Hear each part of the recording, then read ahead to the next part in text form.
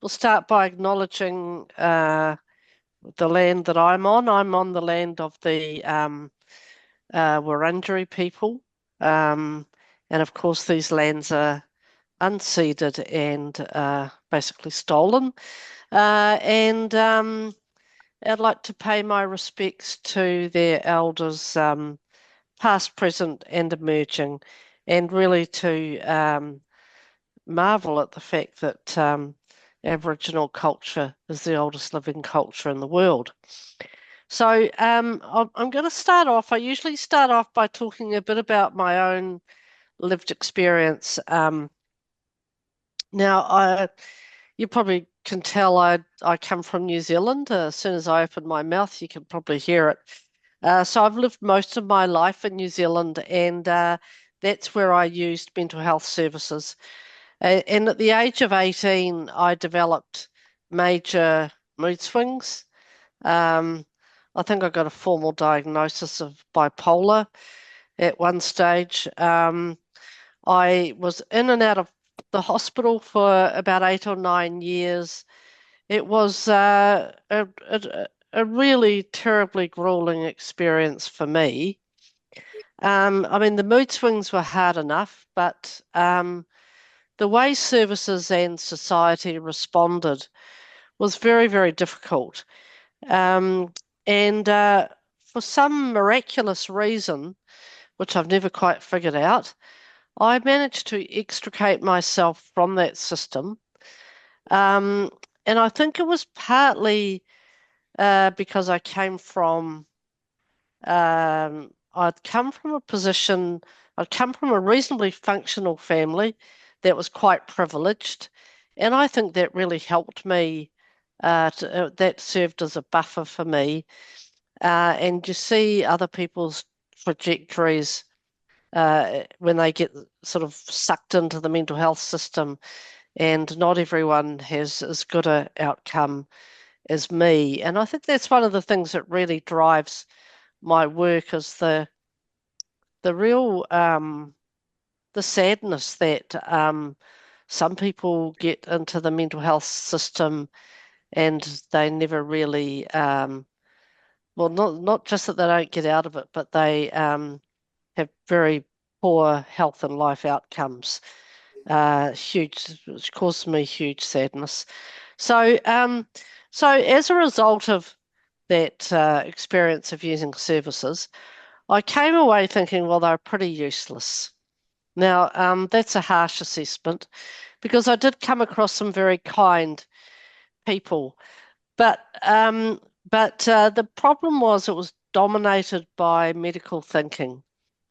Now, medical thinking has something to offer, I believe, but if any one form of thinking dominates, it closes down a lot of options for people. And so when you get a system that's dominated medically, you tend to get a narrow focus on symptom reduction, especially when that system is very pressured. And you get on the conveyor belt and they've just got to think, they're thinking, I've just got to mop up the problem here, give them some pills, put them in hospital for a while, put them on the act, and send them away, and we'll see them again when they have another crisis. And that's sort of how our system works. And it's really been focused on short-term risk management rather than long-term health and life outcomes. Um, I was subjected to quite a lot of psychiatric pessimism.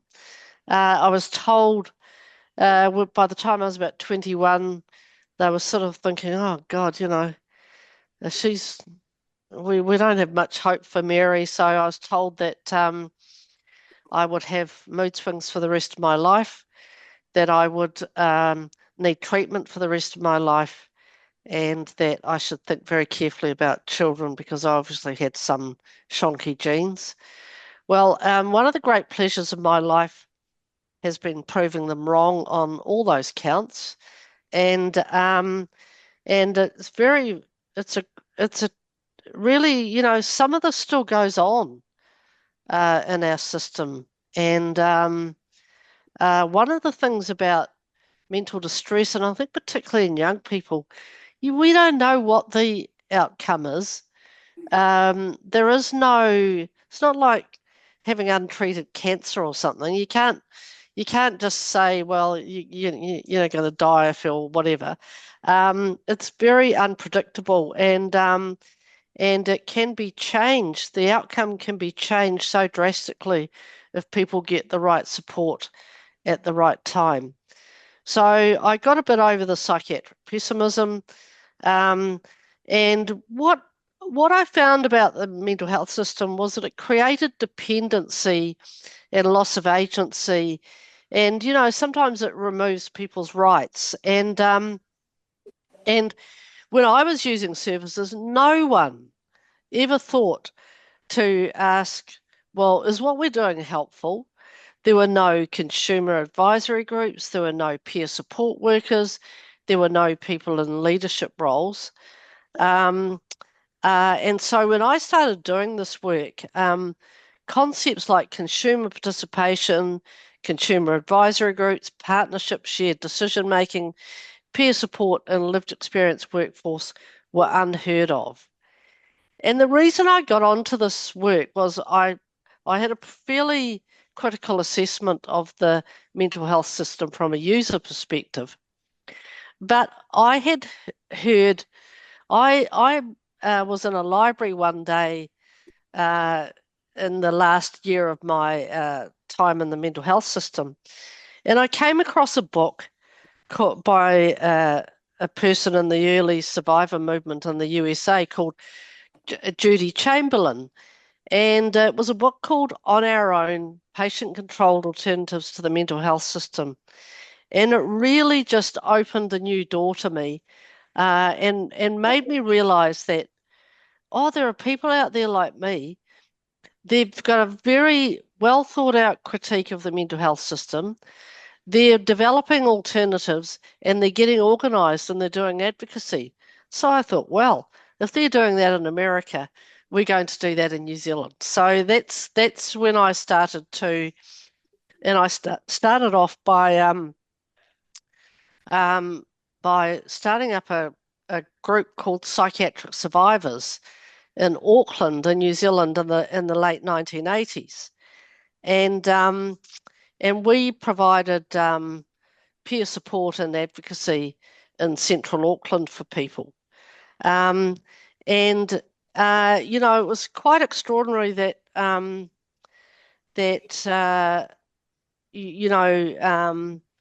as soon as we started to organise in New Zealand, we got a lot of change at the policy level. So the first consumer and carer participation policies were developed in New Zealand in 1989 and in Australia in 1992. And then that followed by employing consumer consultants in both countries in the 1990s. And then we started employing peer support workers in the 2010s. But when I think back, and I now just want to fast forward to Victoria in 2024. And I know that some of you aren't from Victoria here, but what's happening in Victoria in the lived experience space is actually unprecedented in the world. So I just want to spend a few minutes talking to you about that. Now, Rita, how long have I got? I could go on for a long time, so just give me a clue when you think I've said enough. I'd sort of envisaged that we wrap up about 8 o'clock. Yeah, okay, good. So the Victorian reforms, these are all post the Royal Commission into Victoria's mental health system. Now, there is currently a lot of despondency about the implementation of the recommendations from the Royal Commission. Unfortunately, the Victorian government is broke, so that's meant a massive slowing down of the reforms. Uh, but I do think we've made some real gains in the lived experience area. One of the things that's happened is we have a lived experience branch in the Victorian Department of Health, which is led by me. We've got about 24 FTEs, and we're by far the largest lived experience team in a jurisdictional mental health bureaucracy in the world. I think the next largest one we know of is SAMHSA in the USA, which has a huge population of 300 million as opposed to 6 million in Victoria, or 7 million. And they have about 12 FTEs in their lived experience area. So that's enormous. Our consumer and carer peak bodies, Tandem and Vimiac, have multi-million dollar annual budgets that were boosted by a huge funding increase post the Royal Commission. And I haven't seen a peak body with budgets like they've got anywhere else in the world. We have an ongoing budget of 11 million per year that's dedicated to lived experience workforce development. Victoria's legislated consumer and carer commissioners and a lived experience co-CEO at the new Victorian Collaborative Centre for Mental Health and Wellbeing. And we're seeing the growth of new executive roles for lived experience leaders inside clinical and NGO services. And lived experience workforce numbers have doubled in the last several years. And now we have 8 family-led Connect centres throughout the state who are providing information, education and support to families. There is a new consumer-led alternative to acute hospitalisation on its way, and a new initiative to develop and deliver independent consumer-led initiatives and services is also in the pipeline, subject to funding. Now, I have to say, these developments, if you took me back to, if you told me when I started this work back in the late 80s that these sorts of things were going to happen, you would have knocked me over. I just would never have believed it.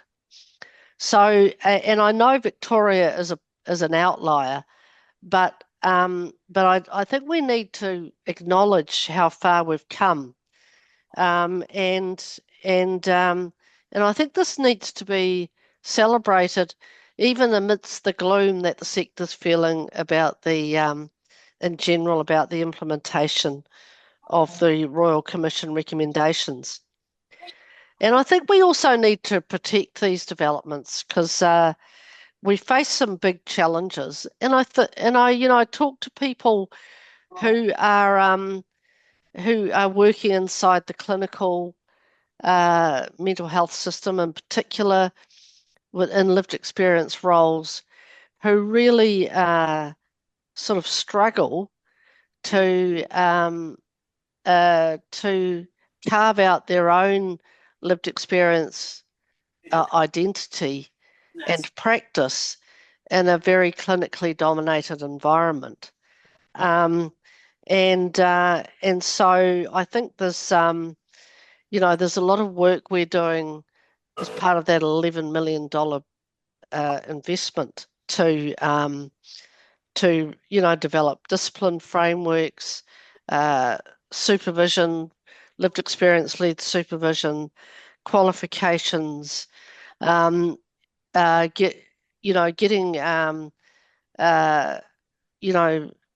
organisational readiness for organisations so that they know how to employ this group of people.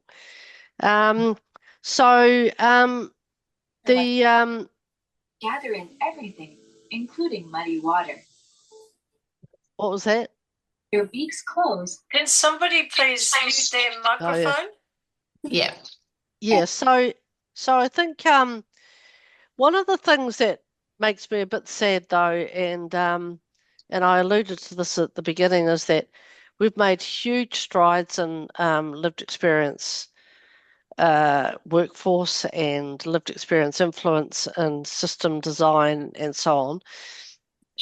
We we haven't made such great strides in measuring how the services might improve health and life outcomes for people. And I think that we really need to focus much more on that than on the short-term risk management. And, I've seen people triumph and recover over the years, including people with BPD. And sometimes they triumph and recover in spite of services and not because of them. But I've also seen people die by their own hands, and many, and who die early from preventable diseases, sometimes brought on by the medication they're given. I've seen people who live in chronic poverty, isolation, and who haven't had the opportunity to have valued contributing lives because they didn't get the right support at the right time. So we've still got a long way to go.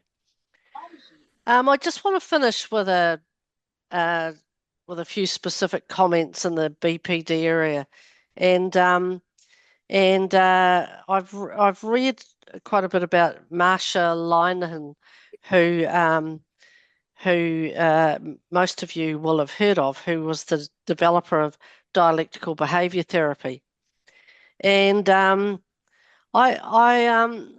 was reflecting. I talked about this to the Spectrum conference earlier this year, and she wrote, in reality, seeds of DBT were planted in 1961, when at the age of 18, I was admitted to the Institute of Living.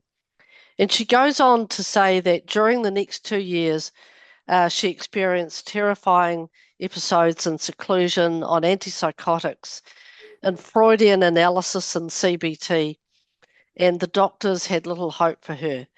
And to quote her again, she wrote, "But I survived, and towards the end of my time at the Institute, I made a promise to God, a vow, that I would get myself out of hell, and that once I did, I would find a way to get others out of hell too."